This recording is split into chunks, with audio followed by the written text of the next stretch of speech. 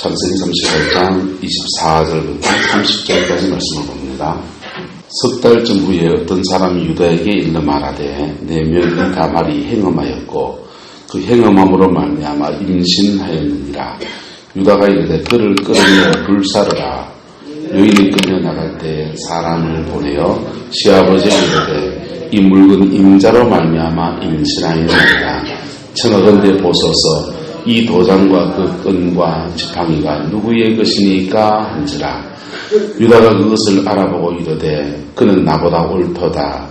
내가 그를 내 아들 셀라에게 주지 아니하였음이로다 하고 다시는 그를 가까이 하지 아니하였더라. 해산할 때의 원이 상태라.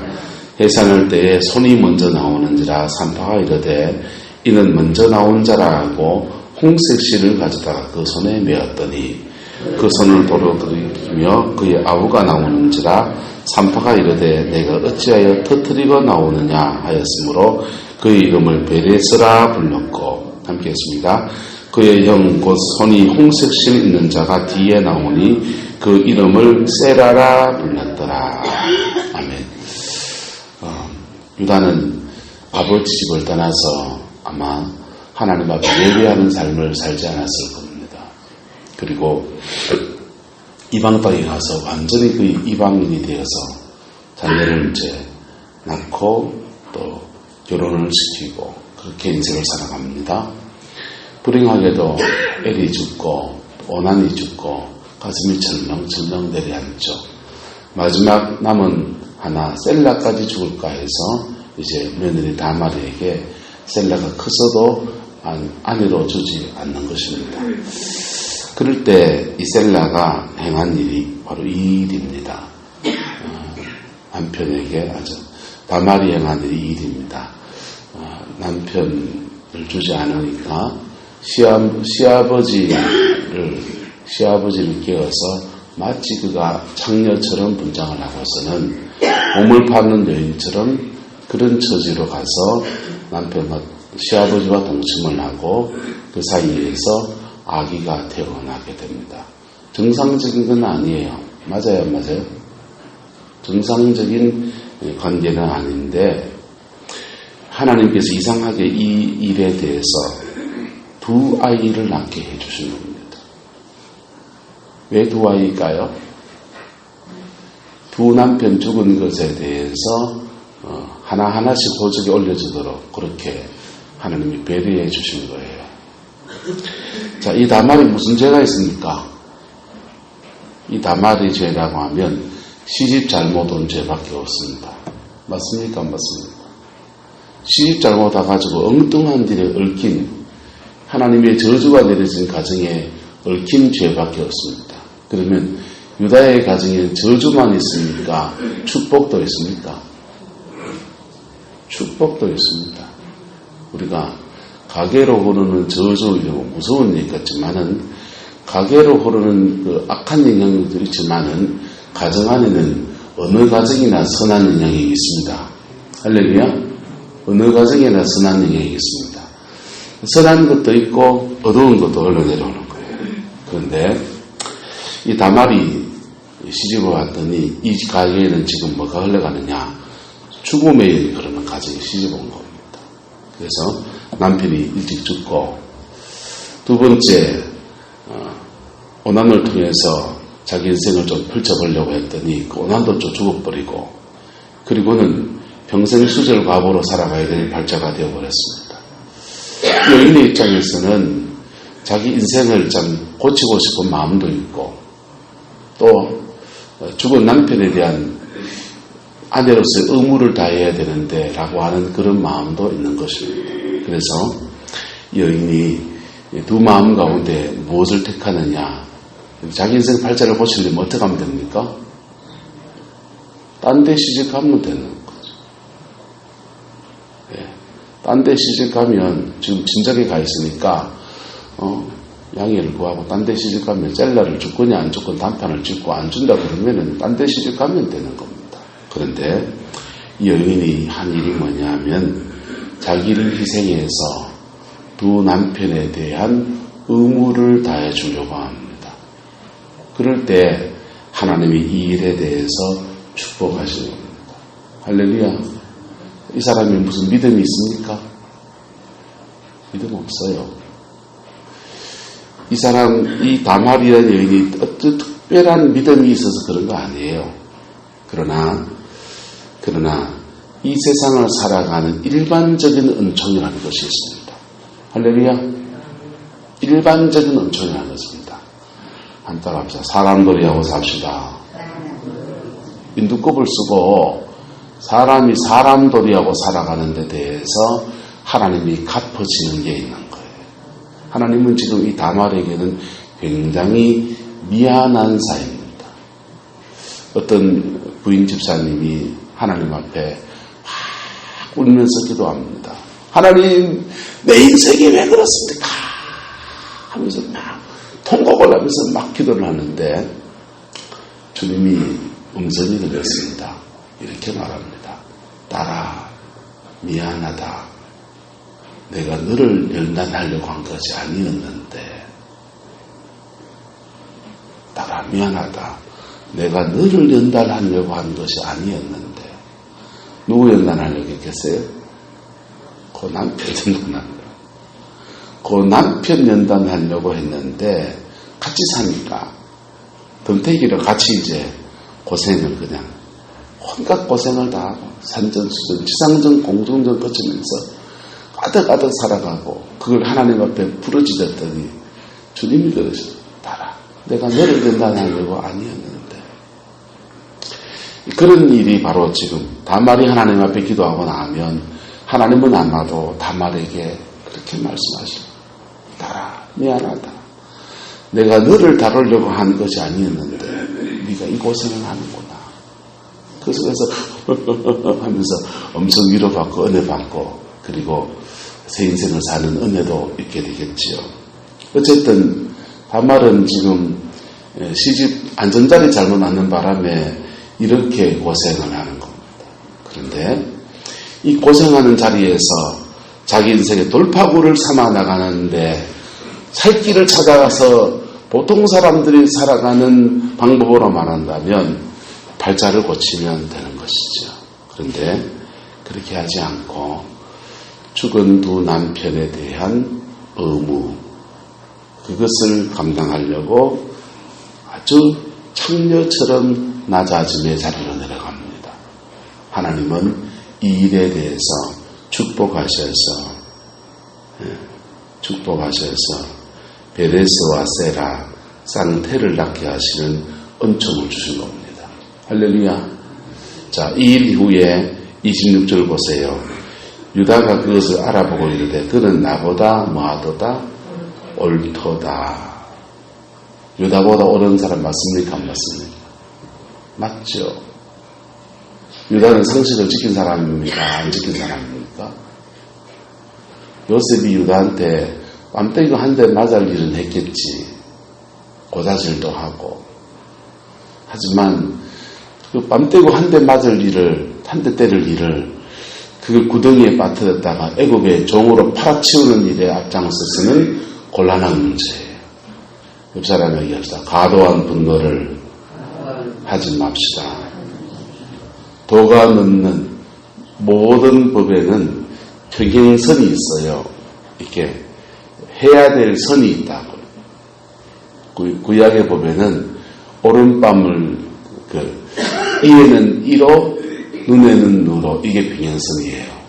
그래서 내가 뺨때구를 한 대 맞았으면 구약의 법에는 나도 뺨때구를 한 대 때릴 수 있는 한 대 때리고 두 대 때리고 계속 때리다 보면 세져가지고 자꾸만 세게 때리게 되는 구약의 보복법에는 이렇게 이에는 이로 눈에는 눈으로 목숨에는 목숨으로 보복법에는 사법체계가 갖춰지지 않았기 때문에 개인과 개인 사이의 복수를 통해서 자신의 억울함을 해결할 수 있는데 그 해결할 수 있는 기준이 뭐냐 하면 바로 동등의 원칙이에요. 평행선의 원칙이에요. 요셉이 유다나 또 다른 형제들에게 고자질도 하고 또 자랑질을 하고 교만을 떨었으니 사도가 한 대 맞을 일 맞습니까? 안 맞습니까? 한 대 맞을 일이지. 한 대 때리면 되지. 그거를 정오로 팔아치우고 그래 하는 것은 과도한 분노를 발휘한 겁니다. 그것이 유다의 가문에 그의 가정과 삶에 그 죄책감에 예배의 자리를 떠나버린 거예요. 사람들이 죄책감 느끼면 예배의 자리에 떠나는 사람이 있고 죄책감 느끼면 그 죄책감 때문에 십자가 앞에 나오는 사람이 있습니다. 십자가 앞에 나오는 사람 되기를 예수 이름으로 축복합니다. 그 죄책감을 느끼는 사람들이 어떤 사람은 꾹 하고 이렇게 가둬두는 사람도 있고요. 어떤 사람은 공격적 성향을 가진 사람들은 목사가 자기를 친다고 생각해요. 목사가 안 쳐요. 목사 중에서 치는 사람이 있을지 모르겠어요. 저는 모르겠어요. 안 쳐요. 근데 본인이 그 침받는다고 자격지심이 생기는 거예요. 그런데 그걸 느낄 때 피 묻은 십자가 앞에 깊이 나가는 은혜가 있기를 예수님의 이름으로 축복합니다. 그럴 때 주님은 세 가지 면에서 우리를 회복시키십니다. 따라서 죄는 용서해 주시고 상처는 싸매어 주시고 결핍은 채워주시고 결핍의 문제에서 찔리는 사람이 있을 수 있습니다. 가정 얘기를 막 하면 혹시 여러분의 가정에 어려우면 가정 얘기할 때마다 불편할 수 있습니다. 그런데 그 결핍이거든요. 그 결핍은 주님의 은혜 아래에서 채워주십니다. 피 묻은 십자가 앞에 나갈 때마다 말씀을 통해서 찔릴 때마다 십자가 앞에 나올 때마다 주님이 세 가지를 채우십니다.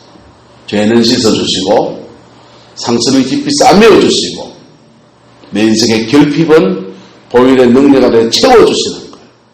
십자가가 얼마나 좋냐면요.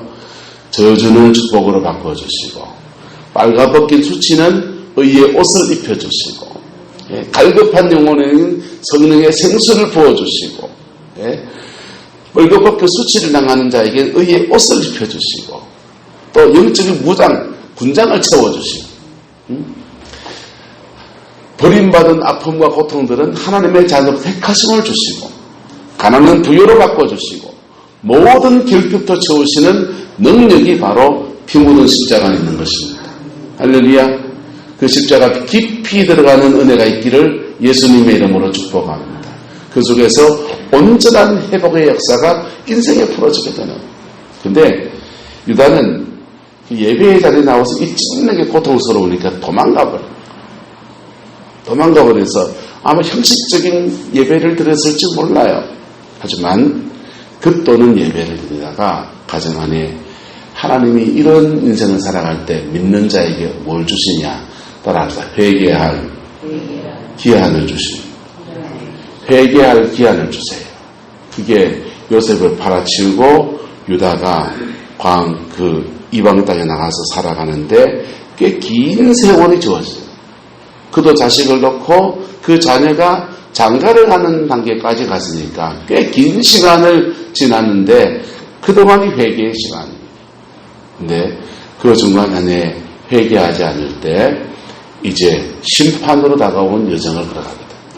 그 심판의 여정 안에서 꽃이 하나 피게 됩니다. 누구를 통해서? 다말이라는 여인을 통해서. 그는 나보다 옳도다. 내 아들 셀라를 그에게 주지 아니하였습니다. 하고 다시는 그를 뭐하지 않았다? 가까이 하지 않았다. 유다는 지금 아내가 없어요. 아내가 죽었습니다. 그러면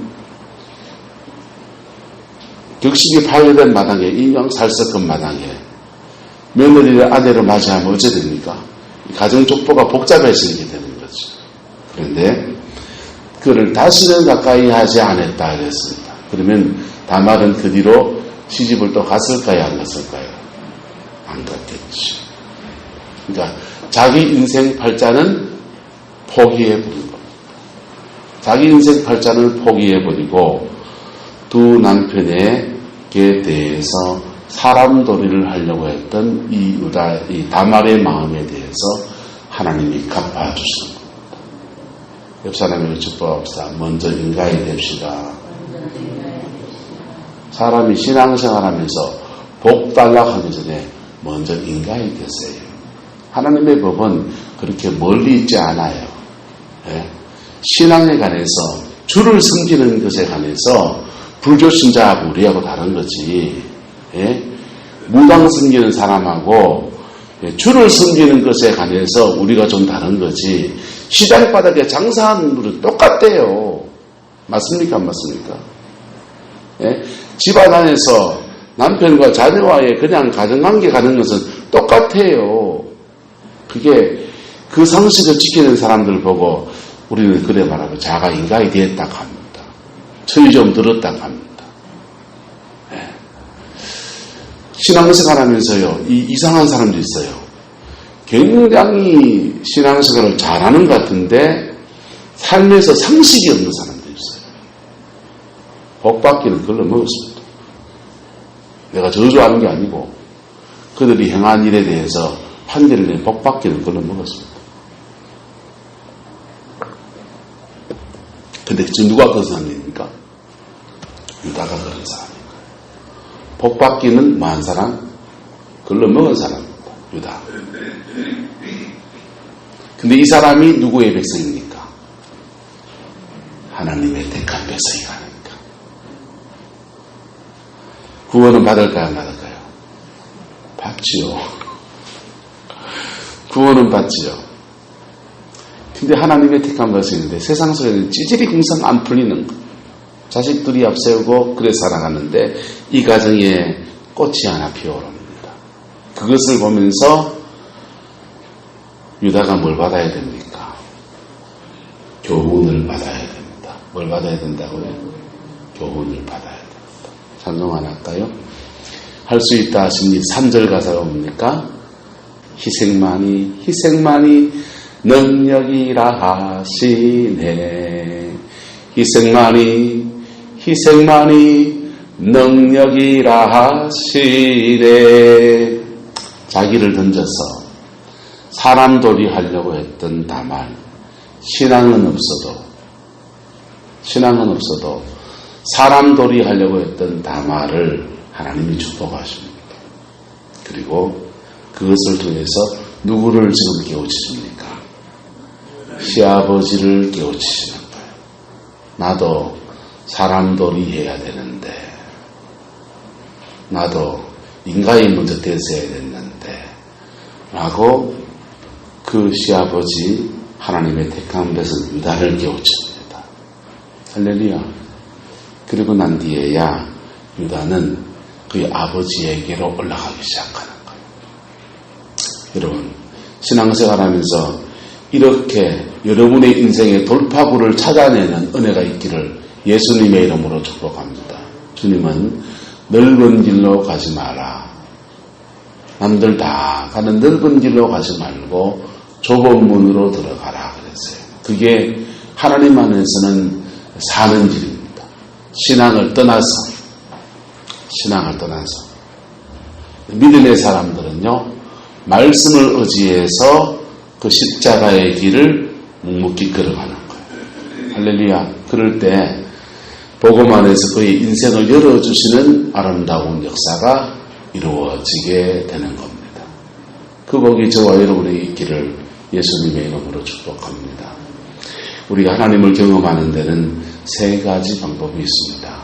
첫 번째는 말씀을 묵상하다가 하나님의 뜻을 깨닫고 경험하게 됩니다. 그렇게 묵상하다가 깨닫고 경험하면 묵상한 말씀을 붙들고 살아가면서 몸부림을 치고, 그게 가장 좋은 거예요. 두 번째는요, 기도를 많이 하면 주의 뜻을 깨닫습니다. 기도를 깊이 하면 주님의 뜻을 깨닫고 자신을 고치고 은혜를 받아쓰게 됩니다. 세 번째는요, 기도도 안 하고 말씀도 안 읽고 묵상도 안 하는 사람한테 하나님이 길을 터주는 거예요. 따라서 생활 속에서 깨달아야 합니다. 그게 고난이에요. 시편 119편 말합니다.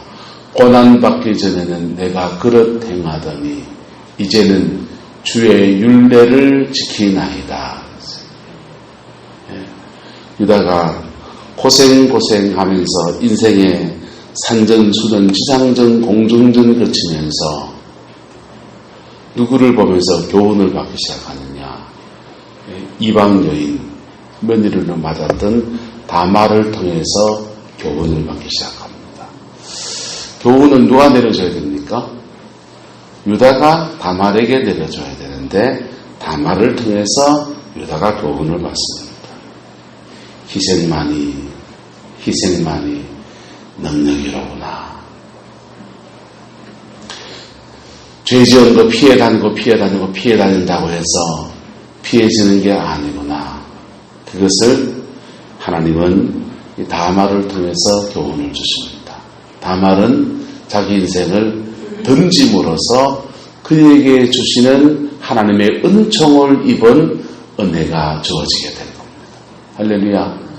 총중에 맞지 말아야 될 총은 뭔지 아세요? 눈총입니다. 총중에 맞으면 좋은 총이 뭔지 압니까? 은총입니다. 다말은 눈총을 맞았지만 주의 은총을 입은 사람이 되었습니다. 사람들에게 눈총 맞았지만은 과부 주제에 하는 수절 과부 시간을 꽤 많은 시간을 보냈으니 남자 둘이 저거 잡아먹었단다. 그런 소리 듣는 눈총도 맞았지만은 그러나 자신을 던짐으로써 하나님의 은총을 입은 사람이 되었습니다. 저와 여러분에게 이 은혜가 주어지게 되기를 예수님의 이름으로 축복합니다. 그런데 다말도 자기의 인생을 하나님 앞에 토하며 나갔다면 얼마나 더 좋았겠어요. 그러면 하나님은 또 다른 길을 그에게 이렇겠죠. 어쨌든 다말은 다말 나름대로 자기 인생의 돌파구를 열어서 그렇게 가는데 아직도 꽉 막힌 사람은 유다입니다. 동굴 광야가 있고 막장 광야가 있다고 했어요. 유다는 아직도 38장에는 아직도 그는 막장에 있습니다. 그는 그의 인생을 언제 터널로 바꾸어서 햇빛 안에 나오게 될까요? 저와 여러분 안에서 교훈이 되어서 여러분의 인생을 터널로 바꾸어가는 은혜가 있기를 예수님의 이름으로 축복합니다. 기도하겠습니다.